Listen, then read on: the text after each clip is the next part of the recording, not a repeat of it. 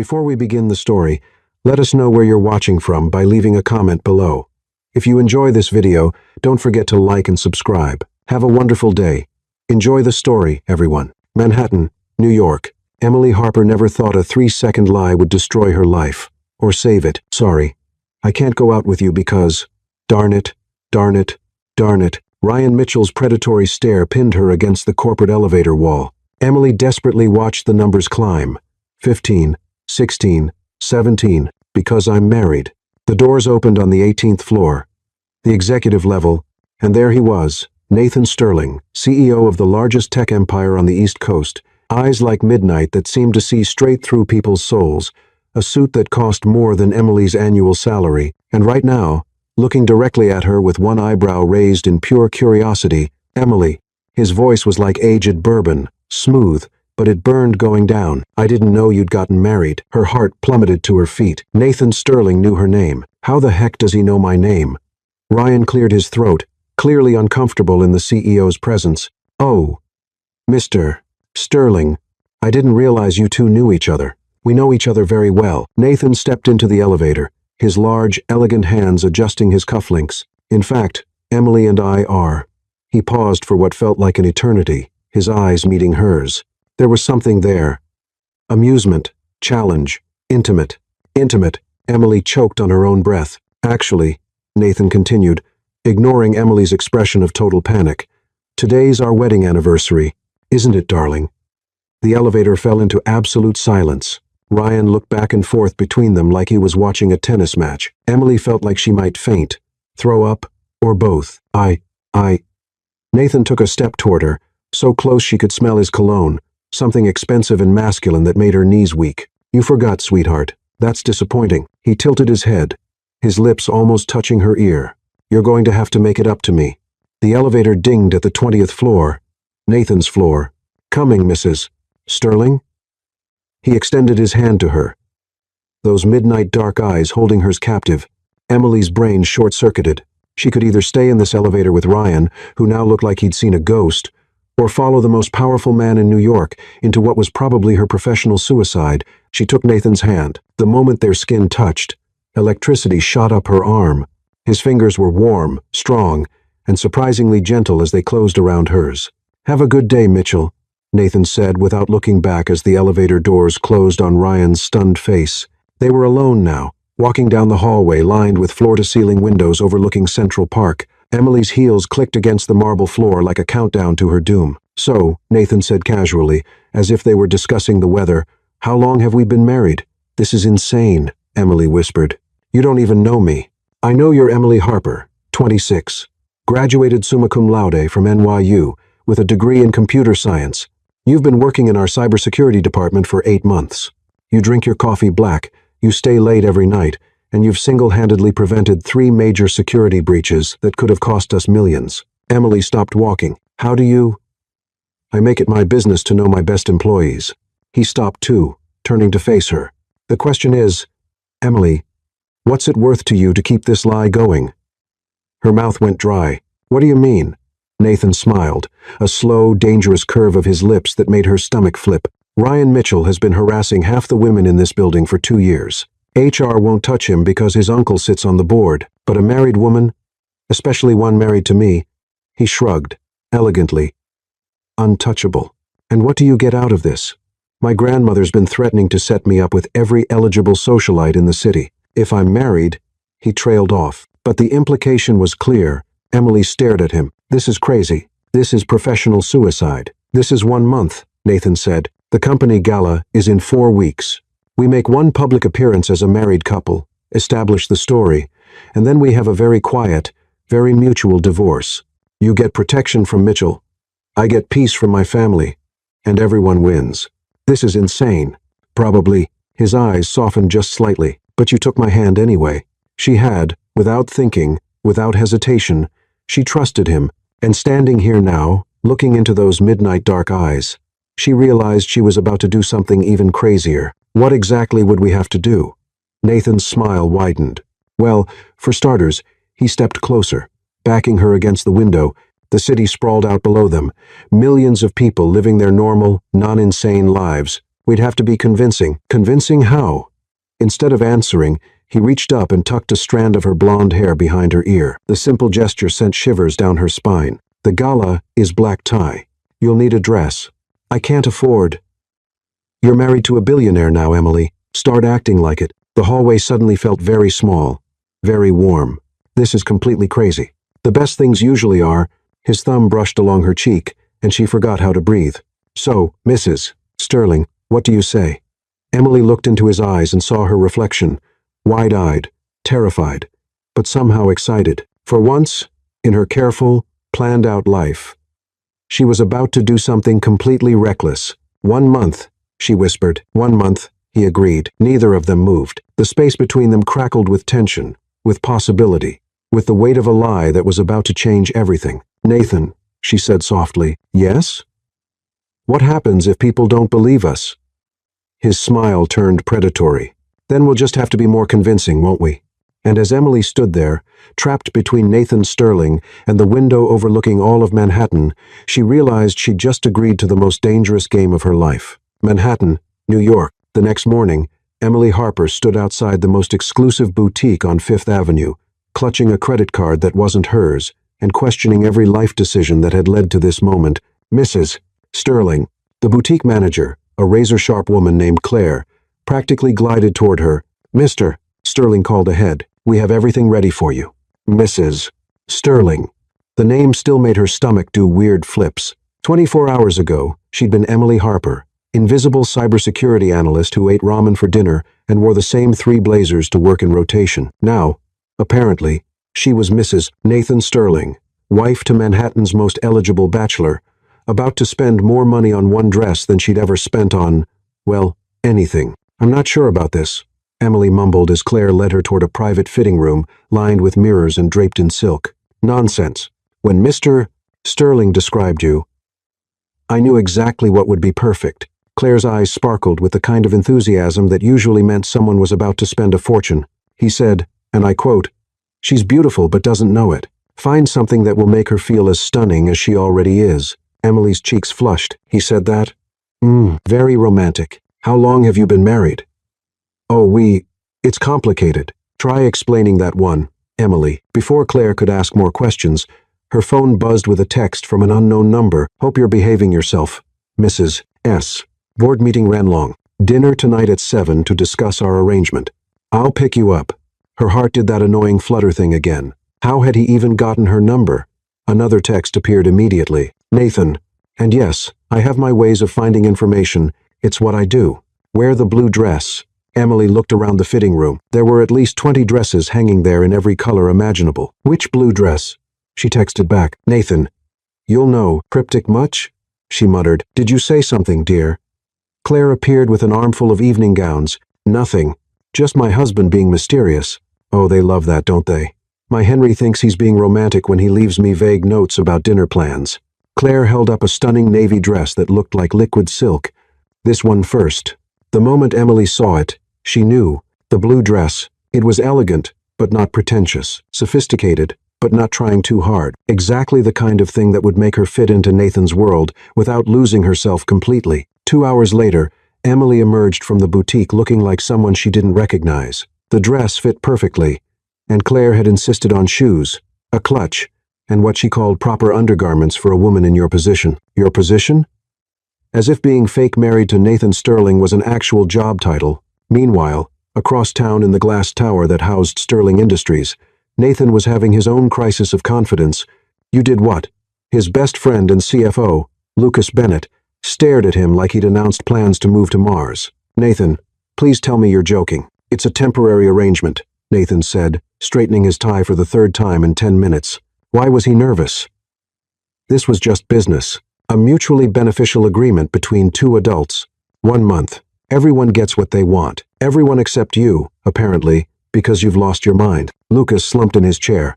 Do you have any idea how complicated this is going to get? What happens when your grandmother wants to meet her? What happens when the press gets wind of this? What happens? Lucas. Nathan's voice carried that commanding tone that ended arguments in boardrooms across the city. It's handled. Famous last words. Lucas shook his head. I've known you since Harvard, man. You don't do anything without 17 backup plans and a risk assessment report. This is completely unlike you. Nathan turned to look out his office window toward the bustling street below, where normal people lived. Normal, uncomplicated lives. Maybe that's the problem. What do you mean? When's the last time I did something spontaneous? Something that wasn't calculated and analyzed and approved by committee. Nathan's reflection stared back at him from the window. Yesterday, I watched Ryan Mitchell corner Emily in that elevator, and for the first time in years, I acted on instinct. And now I'm having dinner with the most interesting woman I've met in years, and I have no idea what I'm doing. Lucas was quiet for a moment. She's different, isn't she? What makes you say that? Because you've been checking your phone every 5 minutes since yesterday, and you just spent 20 minutes describing the exact shade of blue you wanted her dress to be to some boutique manager. Nathan turned back to face his friend. It's not like that. Lucas grinned. What's she like? I mean, beyond the whole cybersecurity genius thing, she's... Nathan paused, trying to find words for something he didn't quite understand himself. She looked terrified yesterday, but she took my hand anyway, and when I made that crack about being intimate, she turned 3 shades of red, but didn't back down. She's brave without knowing it, and beautiful.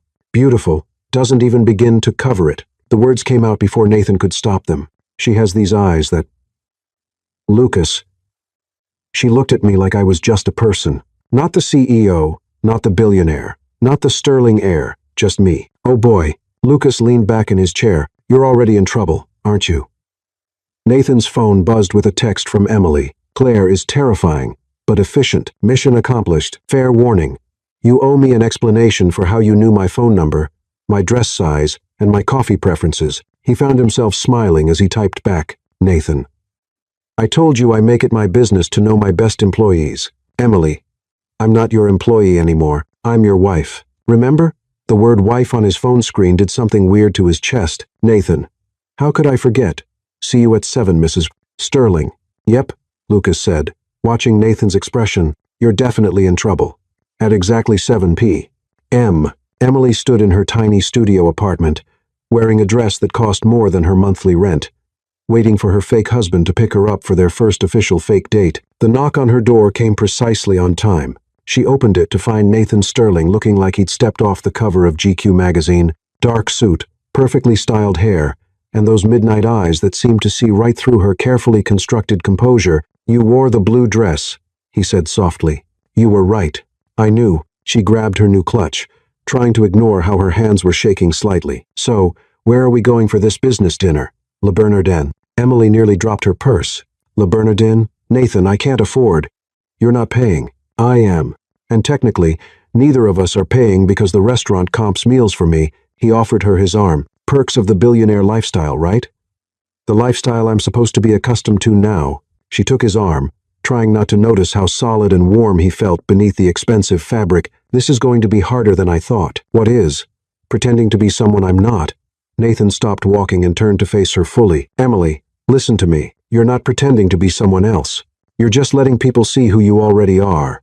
A cybersecurity analyst who shops at Target and considers takeout Chinese food a fancy dinner? A brilliant woman who single-handedly saved my company millions of dollars, who has more integrity in her little finger than most people have in their entire bodies, and who looks absolutely stunning in blue. His thumb brushed across her knuckles where her hand rested on his arm. Don't change who you are, Emily. The world needs more real people, not fewer. She stared up at him. Something dangerous and warm, unfurling in her chest. How do you do that? Do what? Make me forget this is all pretend. For a moment, something shifted in his expression. Something real and unguarded that made her breath catch. Maybe, he said quietly. That's because it doesn't feel like pretending. The air between them crackled with tension, with possibility, with all the things they weren't saying. Emily found herself leaning slightly closer, her eyes dropping to his lips, and then her phone rang. Him. Her best friend Lauren's voice shrieked through the speaker as Emily fumbled to answer. Did you see page 6? There's a photo of you and some gorgeous guy, and the caption says you're married. What the actual... Lauren. I can explain. You're married and you didn't tell me. Your best friend since college. I had to find out from a gossip website. Emily looked at Nathan, who was trying very hard not to laugh. It's complicated. Complicated. Honey, you got married? There's nothing complicated about that. Who is he? Where did you meet? When's the reception? I have questions. Lauren, I'll call you later, okay? I'm kind of in the middle of... You're with him right now, aren't you? Put him on the phone. Absolutely not. Emily Harper. Don't you dare hang up on me. I want to meet the man who finally managed to. Emily ended the call and looked up at Nathan, who was now openly grinning. Friend of yours? He asked innocently. My best friend, who apparently reads gossip blogs and has zero filter. Emily shook her head. This is going to be interesting. Mrs. Sterling, Nathan said, offering his arm again. You have no idea. As they walked toward his car, a sleek black Tesla that probably cost more than her college education, Emily couldn't shake the feeling that she'd just crossed a line she couldn't uncross. This was supposed to be business, a simple arrangement between two people who barely knew each other, so why did it already feel like so much more? Le Bernardin, Manhattan, Friday evening. The moment they walked into Le Bernardin, Emily realized she was completely out of her league. Crystal chandeliers cast warm light over tables draped in pristine white linens. The soft murmur of conversation mixed with the gentle clink of silverware against fine china. Every person in the restaurant looked like they belonged on the cover of Forbes or Vogue, and every single one of them turned to stare as Nathan guided her through the dining room. Is it always like this? Emily whispered, acutely aware of the weight of their gazes, the staring. Nathan's hand settled on the small of her back, warm and steadying. You'll get used to it. I don't think I want to get used to it, Mr. Sterling. The maitre d' appeared instantly, all smiles and obsequious charm. Your usual table is ready, and may I say congratulations on your recent marriage. The entire staff is delighted to finally meet your wife. Emily's stomach dropped. Your usual table? I eat here twice a week. Nathan murmured in her ear as they followed the maitre d' a prime table overlooking the Hudson River. It's where I bring all my important business associates. So, this is business? She asked, trying to ignore how his breath against her ear made her shiver. Everything's business, Emily. The question is, what kind of business we're conducting? They were seated at a corner table with enough privacy to talk, but enough visibility to be seen. Emily was beginning to understand that everything in Nathan's world was calculated, strategic, even their fake marriage. Wine? The sommelier appeared at their table before they'd even settled into their chairs. The usual Mr. Sterling? Actually, Nathan glanced at Emily. What do you prefer? Red? White? I don't really know much about wine. Emily felt heat creep up her neck. I usually just drink whatever's on sale at the corner store. The sommelier's expression didn't change, but Emily caught the slight twitch at the corner of his mouth. She was definitely not fitting in. Bring us the 2018 Sancerre, Nathan said smoothly. Something light and crisp, perfect for someone just discovering what she likes. The way he said it, without condescension, without making her feel small, made something warm unfold in Emily's chest. So, she said once they were alone, business dinner? What exactly are we discussing? Rules. Nathan leaned back in his chair, looking completely at ease in surroundings that made Emily feel like an imposter. If we're going to make this work, we need boundaries. Okay, Emily nodded, grateful to be talking about something concrete. That makes sense. First rule, in public, we're completely convincing, affectionate, but not over the top. We know each other well. We're comfortable together. We're clearly in love. In love? Emily's voice came out higher than intended. It's what people expect from newlyweds. Nathan's eyes met hers across the table. Can you handle that? Emily thought about the moment outside her apartment, when she'd almost kissed him. I think so. Second rule, in private, we maintain professional boundaries. This is a business arrangement. We don't blur those lines. Something about the way he said it, firm, definitive, made her feel oddly disappointed. Of course. Professional. Third rule, we tell no one the truth. Not friends, not family, not anyone. The story is that we met, fell hard and fast, and eloped because we couldn't wait. People are going to want details. Then we better get our story straight. Nathan pulled out his phone and opened what looked like a notes app. When did we meet? I've been working at your company for 8 months. Too complicated. Too many people who would know that's not when we started dating. Nathan thought for a moment. Coffee shop. 3 months ago. You were in line ahead of me at that place on 47th Street, the one near the office. Perfect. You ordered a black coffee. No sugar. I thought it was unusual. Most people load their coffee with cream and sweeteners. I made a comment. You laughed. We started talking. Emily found herself leaning forward, caught up in the story. What did you say? The comment. I mean, I said you must be brave drinking coffee like that. Most people are afraid of bitter things. And what did I say back? You said the best things in life are a little bitter. Wine, chocolate, good coffee. People who are worth knowing usually have some edge to them. Emily stared at him. You just made that up, did I? His smile was enigmatic. How do we know we didn't have exactly that conversation?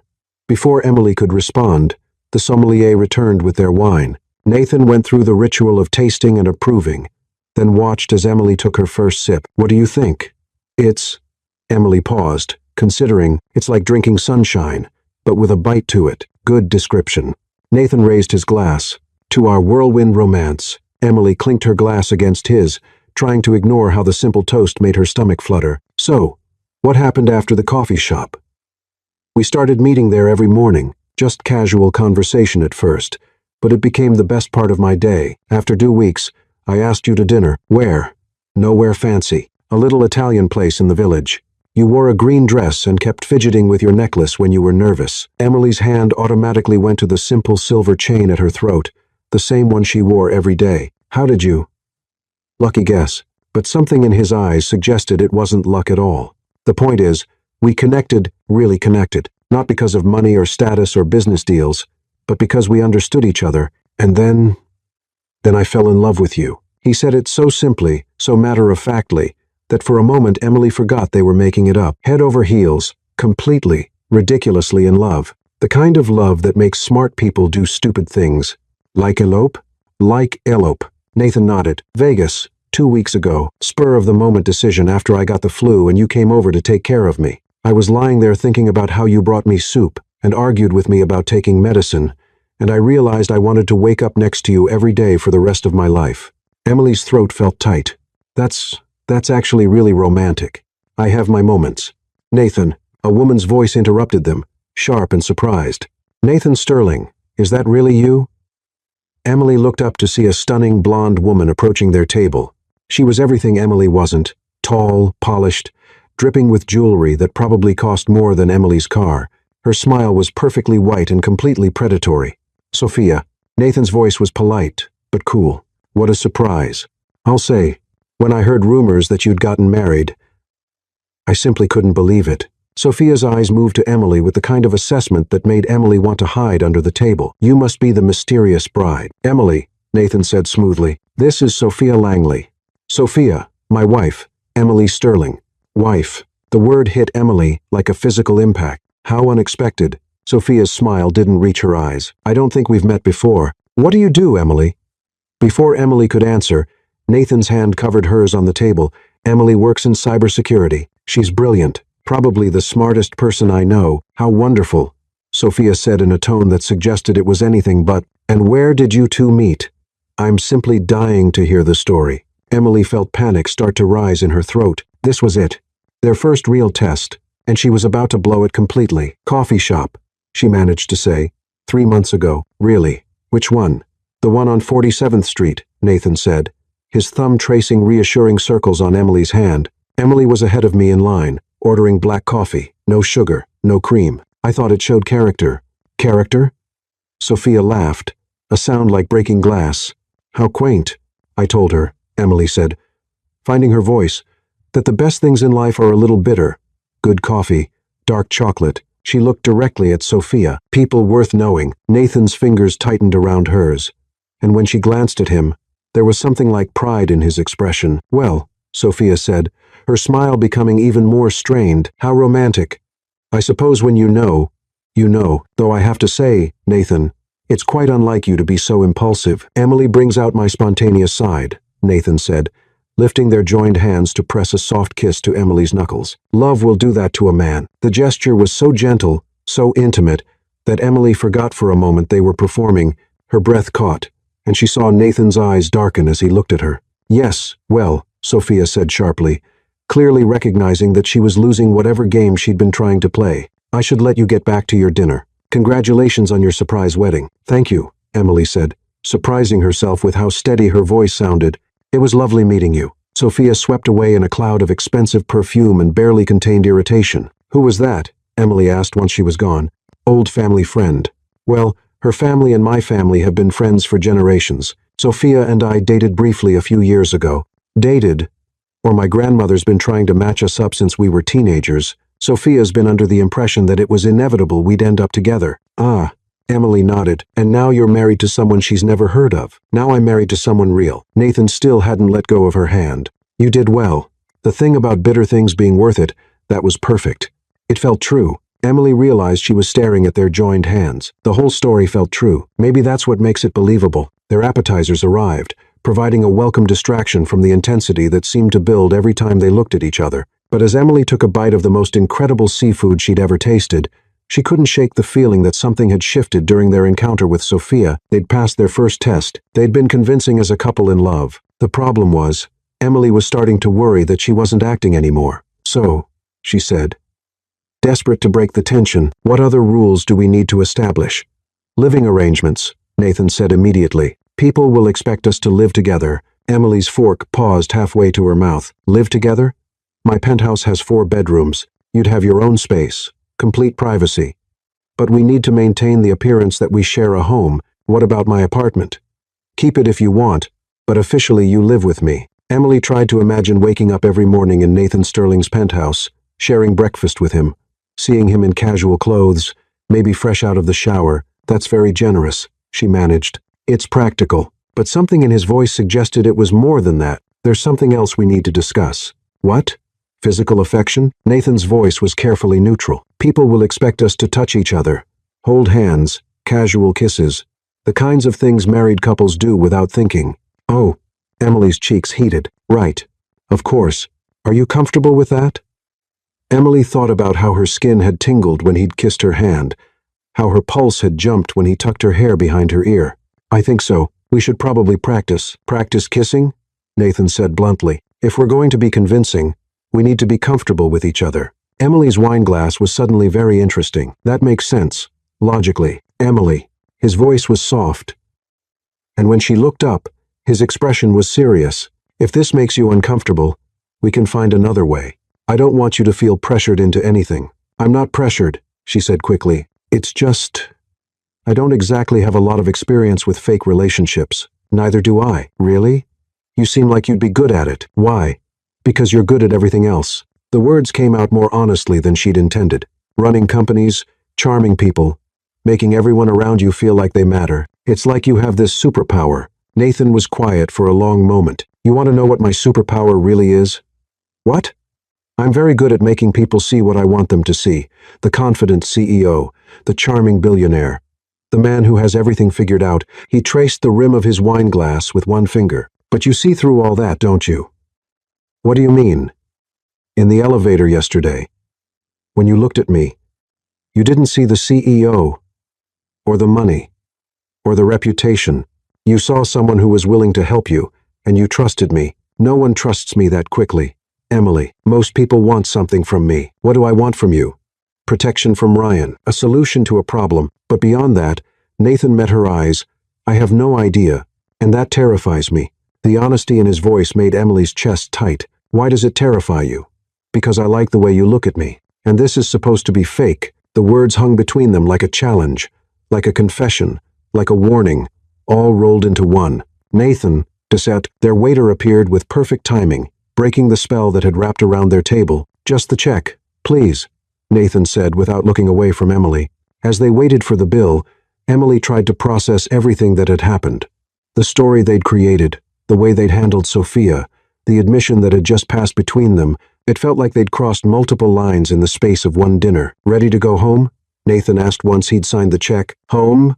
Emily repeated. My place? Our place, I should say. Might as well start the living arrangement tonight. Emily's heart started beating faster. Tonight? Unless you'd prefer to wait. But Sophia Langley is probably already on the phone with half of Manhattan, spreading the news that Nathan Sterling's mysterious wife exists, and they've met her. By tomorrow morning, there will probably be photographers outside your apartment building. The reality of what she'd agreed to hit Emily like a cold wave. This wasn't just about pretending to be married at fancy dinners. This was about living a completely different life in the public eye, with no privacy and no escape. Hey, Nathan's voice was gentle. Having second thoughts? Emily looked across the table at him.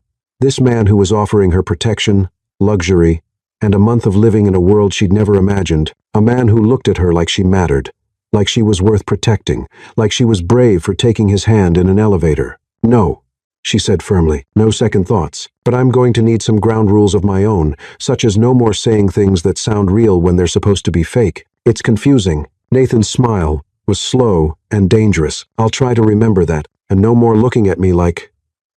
"Like what?" "Like you mean it, Emily." Nathan stood and offered her his arm. "What if I do mean it?"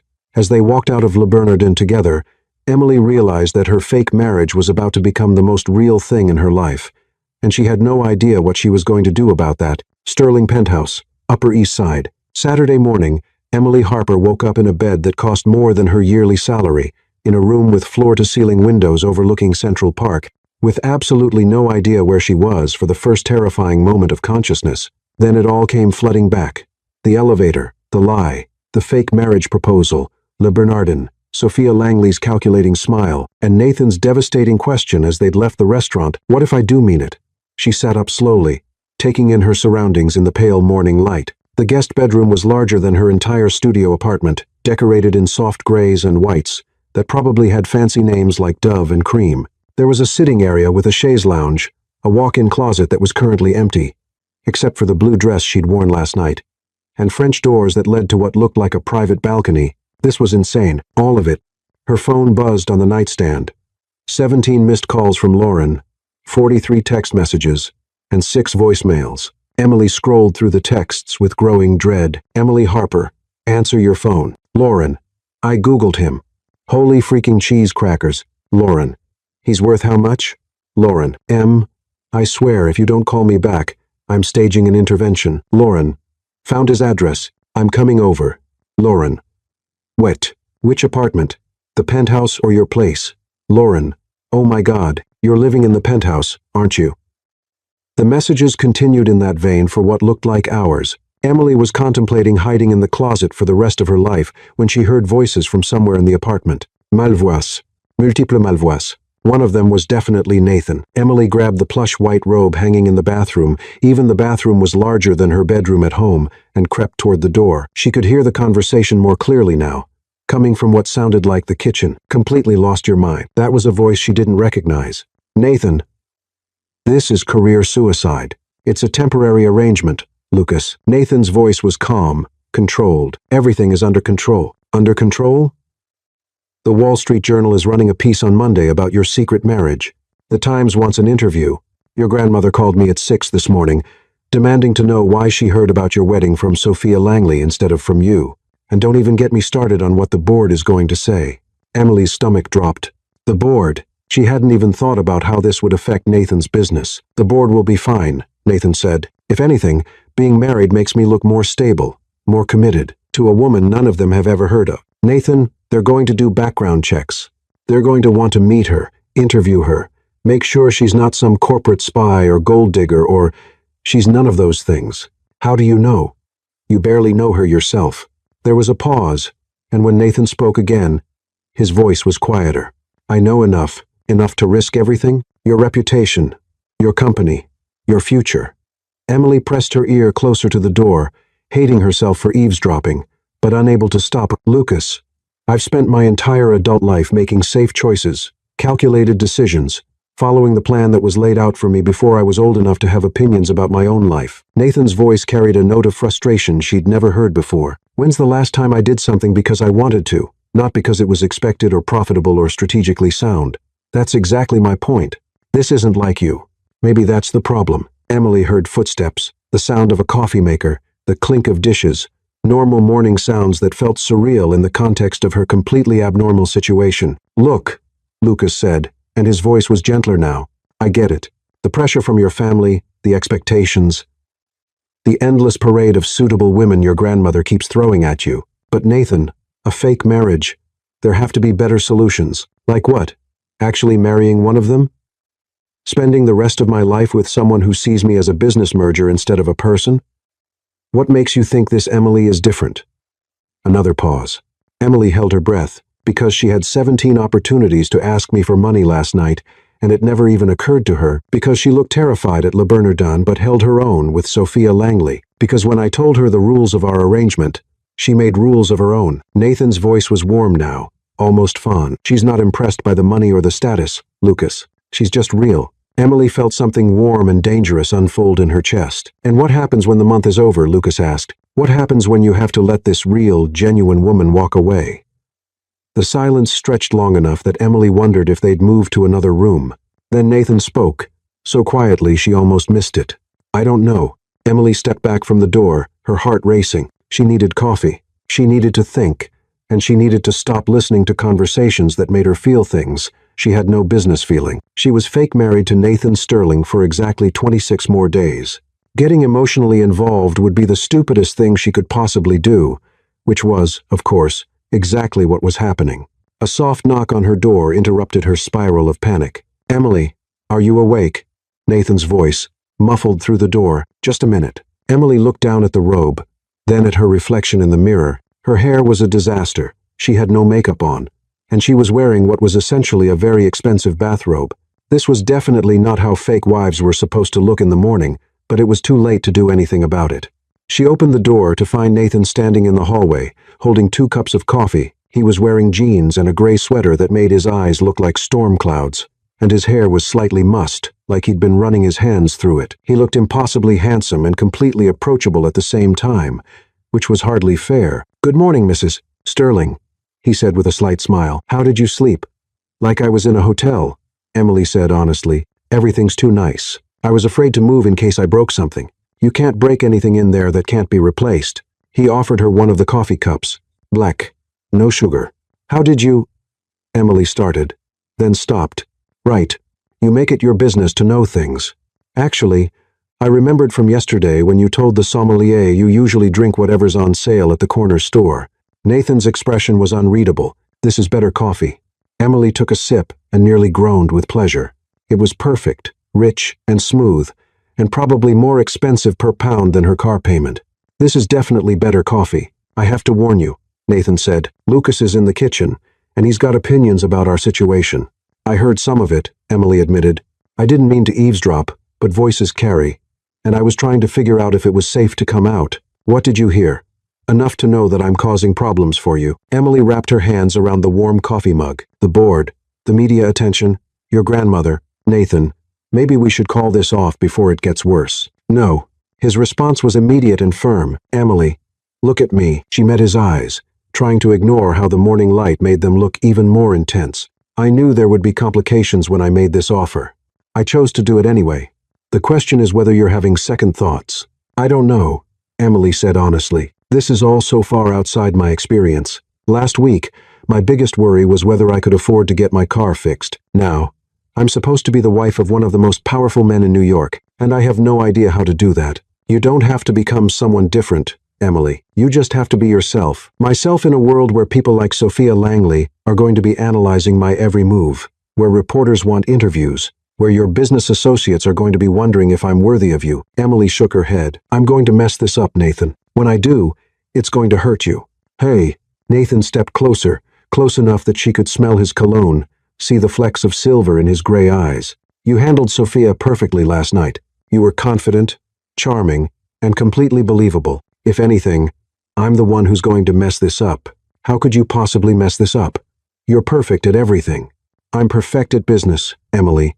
This isn't business. His thumb brushed across her cheek, and she realized she'd been holding her breath. This is something else entirely. The hallway suddenly felt very small, very warm. Emily was acutely aware that she was wearing nothing but a robe that Nathan was close enough to kiss, that the way he was looking at her made her feel like the most important person in the world. Nathan Sterling, you better have coffee ready because I've been up all night, and I have questions. The voice came from the direction of the kitchen, followed by the sound of what Emily could only assume was Lucas trying to intercept whoever had just arrived.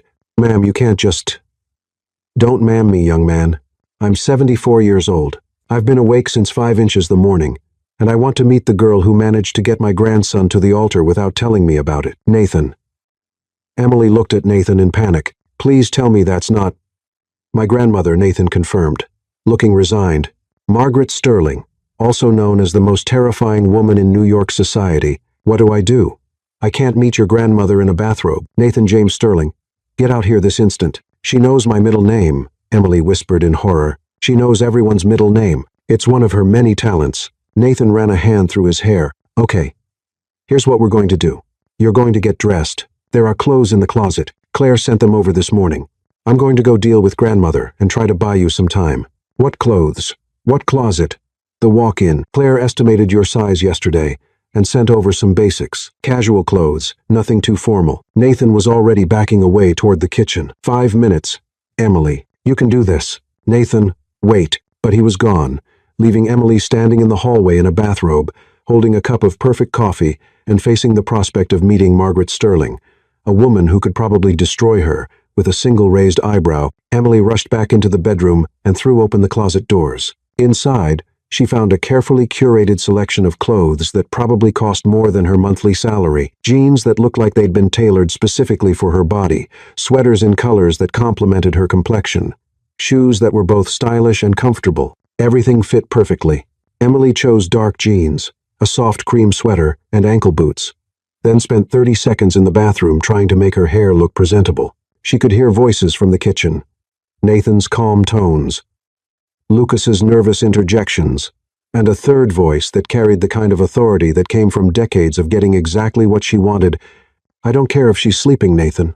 It's nearly 10, and any woman worth marrying should be up by now. Margaret Sterling's voice carried clearly down the hallway. I want to meet this mysterious bride of yours, and I want to meet her now. Grandmother, perhaps you could have called ahead. Called ahead to meet my own grandson's wife? The grandson who apparently got married in Las Vegas without inviting his family? The temperature in Margaret's voice could have frozen champagne. I think not. Emily took a deep breath, squared her shoulders, and walked toward the kitchen. She could do this. She'd handled Ryan Mitchell. She'd survived dinner at Le Bernardin. She'd held her own with Sophia Langley. How hard could one 4-year-old woman be? She walked into the kitchen and immediately understood why Nathan looked nervous. Margaret Sterling was elegant in the way that only came from generations of breeding and billions of dollars. She was petite but commanding, with silver hair perfectly styled and sharp blue eyes that seemed to see everything.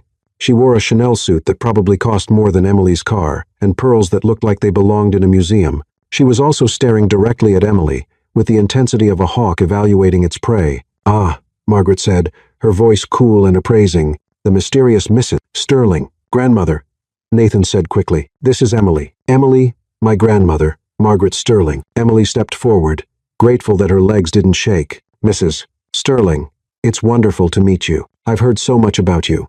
I wish I could say the same. Margaret's smile was perfectly polite and absolutely terrifying. Please, sit. We have much to discuss. Emily glanced at Nathan, who gave her an encouraging nod, then took a seat at the kitchen island. Margaret settled across from her with the precision of a general planning a battle strategy. Coffee? Lucas offered nervously, clearly hoping to break the tension. I have coffee. Thank you. Margaret's eyes never left Emily's face. Now then, dear, tell me about yourself. What do you do? I work in cybersecurity, Emily said, proud that her voice came out steady. How interesting. And where did you go to school? NYU. And your family? What do they do? Emily felt heat creep up her neck. My parents both work for the Postal Service. They're very hard-working people. I'm sure they are. Margaret's tone gave nothing away. And how exactly did you meet my grandson? This was it. Their first real test of the coffee shop story. We met at a coffee shop, Emily said, falling back on the story they'd rehearsed. About 3 months ago, I was in line ahead of Nathan, and he made a comment about my coffee order. What kind of comment? Emily looked at Nathan, who was leaning against the counter, trying to look casual and failing completely. He said I must be brave, drinking black coffee. Most people are afraid of bitter things. And what did you say to that? I told him that the best things in life are a little bitter. Good coffee, dark chocolate. Emily met Margaret's sharp gaze directly. People worth knowing. Something shifted in Margaret's expression, the tiniest softening around her eyes. How refreshingly honest. And then we started meeting there every morning, just to talk at first, but it became the best part of my day. And when did you know you were in love? The question hit Emily like a physical blow because, suddenly, sitting in Nathan's kitchen, looking into his grandmother's knowing eyes, Emily realized she could answer that question truthfully. It had been last night, in the hallway outside her bedroom. when Nathan had looked at her like she was the only person in the world who mattered, when he told her she didn't have to change, that the world needed more real people, when he'd admitted that she terrified him because she saw through all his carefully constructed masks, when he told me I was brave, Emily said softly, the words coming from somewhere deeper than conscious thought, not because of what I did or what I accomplished, but just because of who I am. The kitchen fell silent. Lucas was staring at Emily with something like amazement. Nathan had gone very still, his eyes locked on her face with an expression she couldn't read. Nathan, Margaret said finally. Yes, grandmother? You may keep this one. And then, for the first time since Emily had met her, Margaret Sterling smiled. A real, warm, genuinely pleased smile. Now then, Margaret continued briskly, we need to discuss the proper announcement of your marriage. I assume you have no intention of keeping it secret indefinitely. We were planning to make it public at the company gala, Nathan said. Finally finding his voice, absolutely not. The company gala is business, not family. We'll have a proper reception next weekend. Nothing too elaborate, just 200 of our closest friends. 200 people? Emily squeaked. It's quite intimate, really. I was thinking the ballroom at the plaza. Cocktails at 7, dinner at 8. Black tie, of course. Emily looked at Nathan in panic. A reception with 200 people. This was spiraling way beyond their simple one-month arrangement. Grandmother, Nathan said carefully, that might be moving a little fast.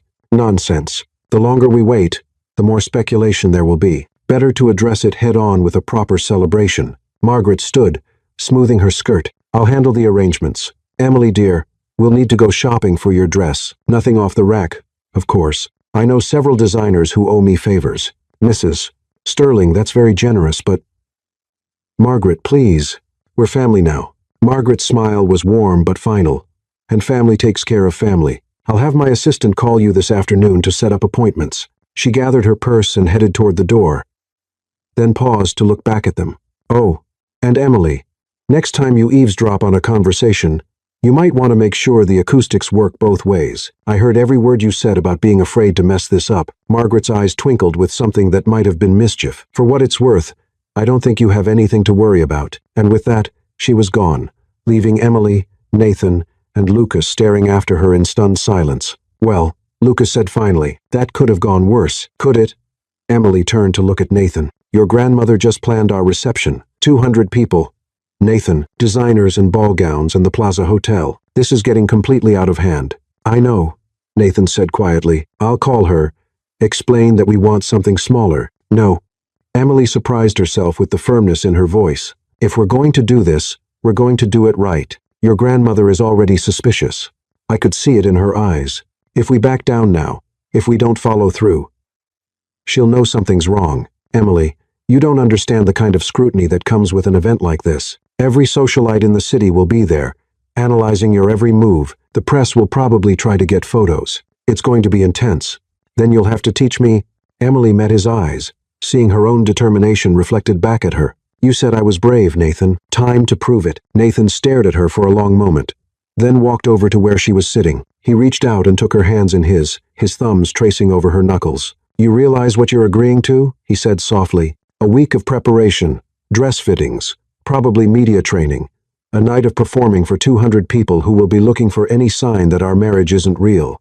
I realize, and after that, 3 more weeks of being Mrs. Nathan Sterling in the most public way possible. I realize that too. Emily, his voice was rough, uncertain in a way she'd never heard before. What happens if, somewhere in all of this performing, one of us forgets we're acting? Emily looked into his storm-gray eyes and saw her own fears reflected back at her. The fear that this was already more real than either of them had intended. The fear that pretending to be in love was going to lead to actually falling in love. The fear that, in 25 days, walking away from each other was going to break both their hearts. Then I guess, Emily said quietly, we'll cross that bridge when we come to it. Nathan squeezed her hands gently. Together.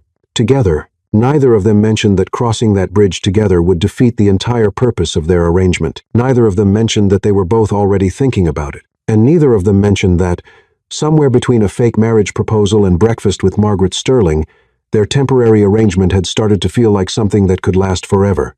Manhattan, 1 week before the reception, Emily Harper had always thought the phrase, baptism by fire, was just a metaphor. She was wrong. It was Monday morning, exactly 1 week before Margaret Sterling's impromptu reception at the Plaza Hotel, and Emily was sitting in the back of a town car that probably cost more than her yearly salary, heading to her first appointment with what Margaret had called the team. "Relax," Nathan said from beside her, though he looked about as relaxed as a man facing a firing squad. "It's just a fitting," Emily laughed. But it came out slightly hysterical. "Nathan, your grandmother's assistant sent me a schedule for the entire week. Dress fittings, shoes, jewelry consultations, something called deportment coaching, media training, and what I can only assume is some kind of wife boot camp disguised as social integration sessions. Deportment coaching. Apparently, I need to learn how to walk, sit, stand, and hold a champagne flute like someone who belongs in your world." Emily showed him the printed itinerary on thick cream cardstock that probably cost more per page than her lunch budget. "Look at this.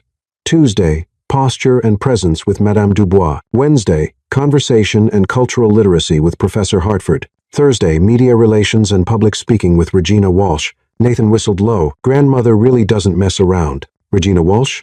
As in the Regina Walsh who coaches celebrities and politicians? The same one who helped prepare the last 3 presidential candidates for debates?" "Yes." Emily stared at him. "Nathan, this is insane. I'm not running for office. I'm just supposed to stand next to you and smile for one evening." "You're not just supposed to stand next to me," Nathan said quietly. "You're supposed to be my wife. And in my world, unfortunately, that comes with expectations." The car pulled up in front of an elegant brownstone on the Upper East Side. A discreet brass plaque beside the door read, "Atelier Margot. By appointment only." "This is it," Nathan said. "Are you ready?" Emily looked down at her jeans and sweater, the same ones from Margaret's visit that morning. In about 10 minutes, she was going to be standing in front of mirrors, being fitted for a dress that would probably cost more than her car, pretending to be someone she wasn't, preparing for a party where she'd have to convince 200 strangers that she was madly in love with a man she barely knew. A man who, if she was being honest with herself, she was starting to care about way more than was safe. "No," she said honestly. "But let's do it anyway." Atelier Margot was everything Emily had expected, and more. The showroom was elegant and intimidating, with crystal chandeliers, antique furniture, and gowns displayed like works of art. The woman who greeted them, Margot herself presumably, was tiny, perfectly put together, and had the kind of French accent that made everything sound sophisticated. "Ah, Mrs. Sterling, you must be the bride we have heard so much about." Margot's eyes swept over Emily, with the assessment of someone who could determine your net worth, social status, and bra size, with a single glance. "Très belle. Very beautiful. We will have no trouble at all." "Thank you," Emily managed. Come. We have much work to do. Mr. Sterling, you may wait in the salon. There is champagne and coffee, and the latest magazines. This will take some time." "How much time?" Nathan asked. 3 hours, perhaps 4. We must find the perfect silhouette, the perfect color, take measurements, discuss undergarments and accessories. Margot waved her hand dismissively. "It is a process." Emily shot Nathan a look of pure panic. 4 hours? She'd assumed this would be like shopping at a department store. Try on a few dresses. Pick one. "Leave. I'll be right here," Nathan said, and something in his voice was reassuring. "Take your time. Bien. Now, Madam Sterling, if you please." Margot gestured toward a doorway draped in silk curtains. The fitting room beyond was larger than Emily's bedroom, with a platform surrounded by 3-way mirrors, hooks for gowns, and lighting that somehow made everything look like a fairy tale. 2 assistants appeared as if by magic, carrying armloads of dresses in every color imaginable. "First," Margot said, clapping her hands together, "we must understand what we are working with. Tell me about this reception. What kind of event? What time of day? What season? What is the feeling you wish to create?" Emily realized she had no idea how to answer any of those questions. "It's evening, at the Plaza Hotel. Margaret, Mrs. Sterling, is organizing it." "Ah, Margaret Sterling." Margot's expression shifted to one of deep respect. "A woman of impeccable taste. This means we cannot simply be beautiful. We must be perfect, classic, but with something special, elegant, but not boring. Do you understand?" "Not really," Emily admitted. "No matter. I understand you are nervous. It is natural. You are marrying into one of the most prominent families in New York. Everyone will be watching, judging, forming opinions. The dress, it must tell the right story. What story should it tell?" Margot studied Emily's face with the intensity of an artist examining a canvas. "That you belong, that you are confident, that you are worthy of him, And, more importantly, that he is lucky to have you. She smiled. Trust me, Cherie. I have been doing this for 30 years. I dressed 3 Vanderbilt brides, 2 Getty daughters, and a Rockefeller granddaughter. I know what I am doing. For the next 4 hours, Emily was measured, pinned, draped, and transformed. She tried on dress after dress, each one more beautiful than the last. There were classic ball gowns that made her feel like a princess, sleek modern designs that emphasized her figure, vintage-inspired pieces that spoke of old Hollywood glamour.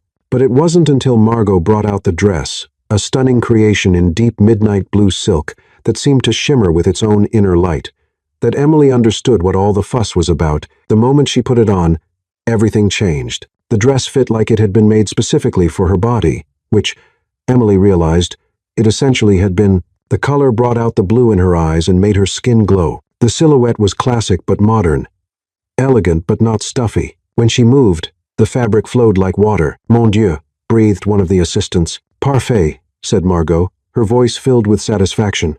Absolutely perfect. Emily stared at herself in the 3-way mirror. The woman looking back at her was someone she barely recognized. Confident, elegant, beautiful, in a way that seemed effortless but probably took hours of work to achieve. Emily started, then stopped. There weren't words for how the dress made her feel. It is you, Margot said simply, but the best version of you, the version that knows she belongs in any room she enters. Emily nodded, not trusting her voice. Excellent. Now we must discuss shoes, undergarments, jewelry, and your hair. Who will be doing your hair? I don't know. I usually just... No. For this, we need a professional. I will make calls.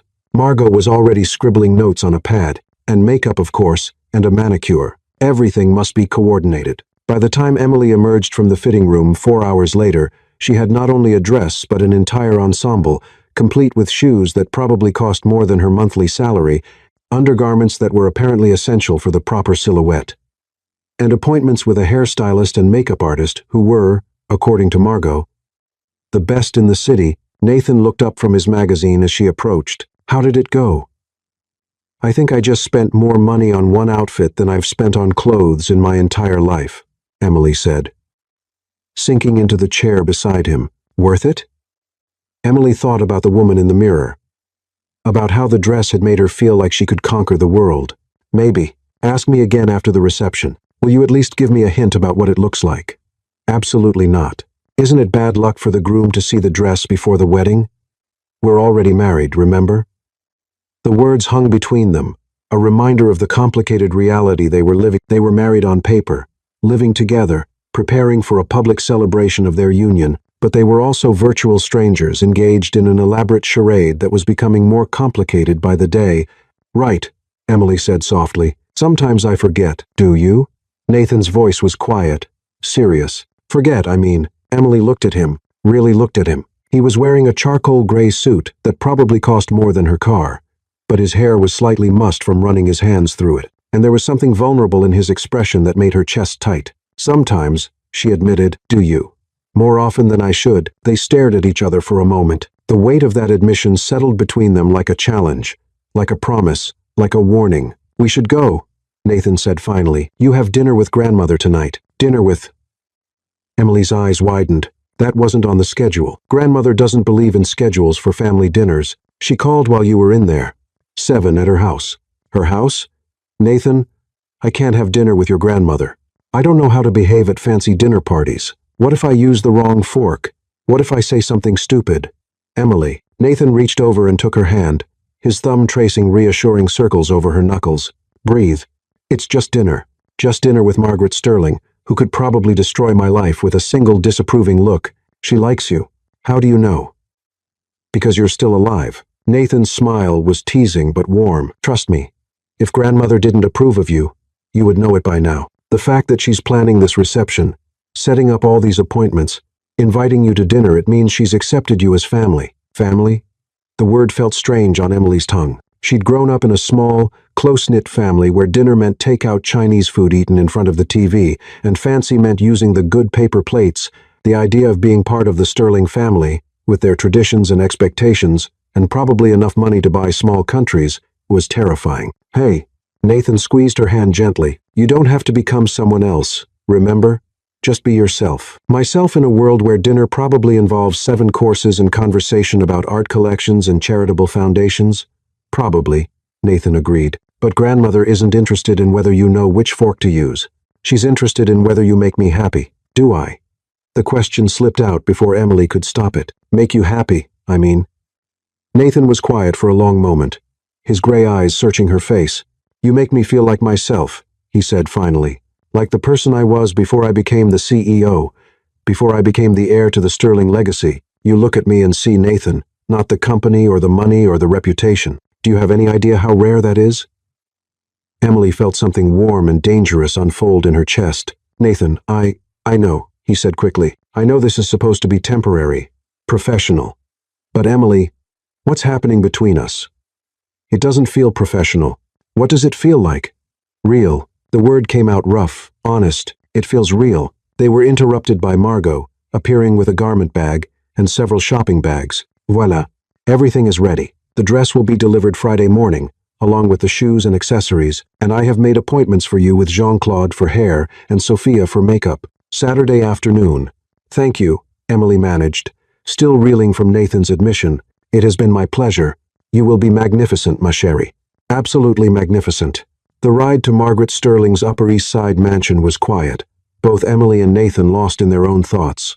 Emily stared out the window at the elegant brownstones and tried not to think about what Nathan had said, about the way he'd looked at her when he'd said it felt real, because it did feel real. More real than anything she'd ever experienced, which was terrifying because, in 3 weeks, it would all be over. Emily, Nathan said as they pulled up in front of a mansion that looked like something out of a movie, there's something I should probably tell you about dinner with grandmother. What? She's not going to be alone. Emily's stomach dropped. What do you mean?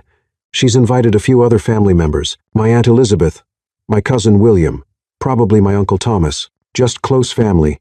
Just close family. Emily laughed, but it came out slightly hysterical. Nathan, I was nervous about dinner with your grandmother. Now you're telling me I have to face the entire Sterling family? Not the entire family, just the core group, the people whose opinions matter to grandmother. Oh, that makes it so much better. The car stopped, and Emily could see warm light spilling from the windows of the mansion. Through the sheer curtains, she caught glimpses of elegant figures moving around inside. The rest of the Sterling family preparing to meet and judge the woman who had somehow managed to marry their golden boy without any of them knowing about it. I can't do this, Emily said suddenly. Nathan, I'm not ready. I don't know how to be part of your family. I don't know how to make small talk with people who probably own more art than most museums. I'm going to embarrass you. Emily, look at me. Nathan's voice was firm but gentle. You are not going to embarrass me. You are intelligent, funny, kind, and beautiful. You held your own with Sophia Langley. You charmed my grandmother, and you've been handling everything that's been thrown at you with grace and courage. You belong here. I work in cybersecurity, Nathan. I grew up in New Jersey. My idea of fine dining is Olive Garden on special occasions, and that's exactly why you're perfect. Nathan reached over and took both her hands in his. My family is used to people who want things from them. Money, connections, status, but you don't want any of that. You want to go back to your studio apartment and your normal life. That authenticity, that lack of agenda, it's exactly what they're not used to. And it's exactly what they need. Emily stared into his storm gray eyes and felt some of her panic subside. You really think so? I know so. Nathan lifted their joined hands and pressed a soft kiss to her knuckles. Besides, they're going to love you. How could they not? The simple gesture, the warmth in his voice, the way he looked at her like she was the most important person in the world. It all combined to make Emily's heart do something complicated and dangerous. Okay, she said softly, let's go meet your family together. Together. Margaret Sterling's dining room was like something out of a period movie. Crystal chandeliers cast warm light over a table that could seat 20, set with china that looked like it belonged in a museum and silverware that probably had its own insurance policy. Oil paintings of stern-looking ancestors gazed down from the walls, and fresh flowers that probably cost more than Emily's grocery budget created elegant centerpieces. But it was the people around the table that made Emily's palms sweat. Emily, darling. Margaret rose from her place at the head of the table, resplendent in a burgundy dress that probably cost more than Emily's monthly rent. Come meet the family. The introductions were a blur of names and faces. Elizabeth Sterling Bennett, Margaret's daughter and Nathan's aunt. Elegant, sharp-eyed, with the kind of smile that could mean anything. William Bennett, Elizabeth's son and Nathan's cousin. charming, handsome, with an easy grin that somehow made Emily feel welcome. Thomas Sterling, Margaret's son and Nathan's uncle. Distinguished, quiet, with kind eyes that reminded her of Nathan's. "So, you're the mysterious woman who finally captured our Nathan's heart," Elizabeth said, once they were all seated. Her voice was warm, but Emily caught the undertone of evaluation. "We were beginning to think he was going to remain a bachelor forever." "Elizabeth," Margaret's voice carried a warning. "What?" "I'm simply saying that Nathan has always been so focused on business, so careful about his personal life. It's wonderful to see him find someone who makes him happy." Elizabeth's smile was perfectly polite and absolutely calculating. "Tell us about yourself, Emily. Where are you from?" "New Jersey," Emily said, proud that her voice came out steady. "A small town called Millfield. Nothing too exciting. And your family? What do they do?" Emily felt heat creep up her neck. This was it, the moment where she revealed just how different she was from them. "My parents both work for the Postal Service. They've been mail carriers for almost 30 years. The table fell silent. Emily could feel everyone's eyes on her, evaluating, judging, trying to figure out how someone from her background had ended up married to Nathan Sterling. "How wonderfully honest," Thomas said finally, his voice warm with what sounded like genuine approval. "It's refreshing to meet someone with such straightforward family values." "Thomas is right," William added, grinning. "Most of the women in our circle come from families where nobody's worked an actual job in 3 generations. It's nice to meet someone real." Emily felt some of her tension ease. "My parents always taught me that hard work and integrity are more important than anything else." "Wise parents," Margaret said approvingly. "And what do you do?" Nathan mentioned cybersecurity. "I work for his company, actually. I analyze security threats, prevent data breaches, that sort of thing." Emily was grateful to be talking about something she actually knew about. "It's like being a detective, but for computer crimes." "How fascinating," Elizabeth said. And for the first time, her interest seemed genuine. "I imagine that requires quite a bit of intelligence and skill." "It does," Nathan said, speaking up for the first time since the introductions. "Emily is one of the best analysts we have. She's prevented 3 major security breaches that could have cost us millions." The pride in his voice made Emily's cheeks warm. "It's just my job."